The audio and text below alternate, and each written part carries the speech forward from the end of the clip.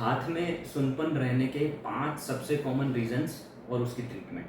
दोस्तों, सबसे पहला और सबसे कॉमन जो रीज़न है वो है विटामिन B12 की डेफिशिएंसी। बहुत सारे मरीज़ हैं जिनको हमने देखा हुआ है, इनको दोनों हाथ में झुनझुनी होती है और कोई रीज़न नहीं मिलता है, एक्सरे MRI भी हो जाते हैं।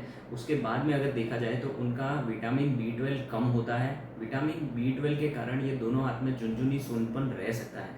विटामिन B12 भारतवर्ष में बहुत लोगों में कॉमन देखा जाता है, क्योंकि वेजिटेरियन डाइट हमारे यहाँ कॉमन है। खास करके वीगन डाइट भी अब तो कॉमन है। वीगन डाइट ऐसी होती है जिसमें दूध और दूध की कोई भी चीज़ नहीं ली जाती है। तो वेजिटेरियन डाइट जिनकी भी होती है उसमें विटामिन B12 की कमी ज़्यादा देखी जाती है और ये नॉर्मल करने से हाथ में झुनझुनी कम हो सकती है। दूसरा कॉमन रीज़न है compressive neuropathy of upper lip.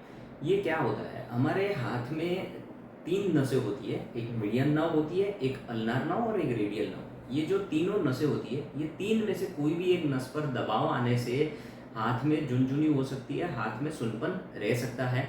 इसके लिए हमें हाथ का नसों का जो रिपोर्ट होता है EMG NCV ये कराना ज़रूरी है और इसकी ट्रीटमेंट ईजी है। नस के ऊपर का दबाव हटाने से इमीडिएटली ये झुनझुनी कम हो सकती है। तीसरा कॉमन रीज़न जो बहुत लंबे समय से किसी मरीज़ को अगर डायबिटीज़ या फिर थायराइड की बीमारी है, मतलब कि एंडोक्राइन डिसऑर्डर है जिन भी मरीज़ को, उनमें न्यूरोपैथी ज़्यादा देखी जाती है। क्योंकि 10-15 साल से अगर किसी का डायबिटीज़ कंट्रोल में नहीं है, थायराइड की भी बीमारी है, तो छोटी छोटी जो नसें होती हैं वो डैमेज होती जाती है और इसके कारण हाथ में झुनझुनी हो सकती है, हाथ भी सुन पड़ सकते हैं। तो आपको डायबिटीज़ या फिर थायराइड की कोई भी दिक्कत है, इसको नॉर्मल रिपोर्ट रखना बहुत ही ज़रूरी है।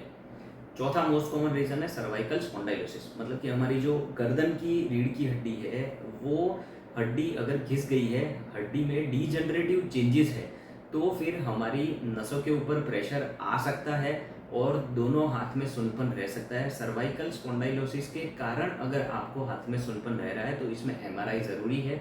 अर्ली स्टेजेस में सर्वाइकल स्पॉन्डाइलोसिस में सिर्फ दवाई से और कसरत से बहुत अच्छी ट्रीटमेंट हो सकती है। और पांचवा और कॉमन रीज़न है वो है स्लिप डिस्क, मतलब कि गर्दन में कोई भी जगह अगर स्लिप डिस्क हो गई है तो फिर नस के ऊपर दबाव आ सकता है और इसके कारण दोनों हाथ में झुनझुनी, सुनपन ऐसी दिक्कतें रह सकती है। अगर स्लिप डिस्क अर्ली स्टेज में है या फिर बहुत ही छोटा फ्रेगमेंट खिसका हुआ है तो फिर इसमें दवाई से आराम हो सकता है, जिसमें 98% लोग होते हैं जिनको कुछ भी करने की ज़रूरत नहीं पड़ती है। सिर्फ 1 या 2% मरीज ऐसे होते हैं जिनको अगर ठीक नहीं हो रहा है तो फिर ऑपरेशन की ज़रूरत पड़ सकती है, जिसके रिजल्ट्स बहुत ही अच्छे हैं और मरीज़ दूसरे दिन डिस्चार्ज हो सकता है और कोई भी पेन नहीं रहता है। तो ये सबसे 5 कॉमन रीज़न थे कि जिससे हाथ में सुनपन रह सकता है। अगर आपको ऐसी कोई भी दिक्कत है तो आप आपके MRI रिपोर्ट्स हमें व्हाट्सएप कर सकते हैं, हम ट्राई करेंगे कि आपको अच्छा रिप्लाई दे सकें।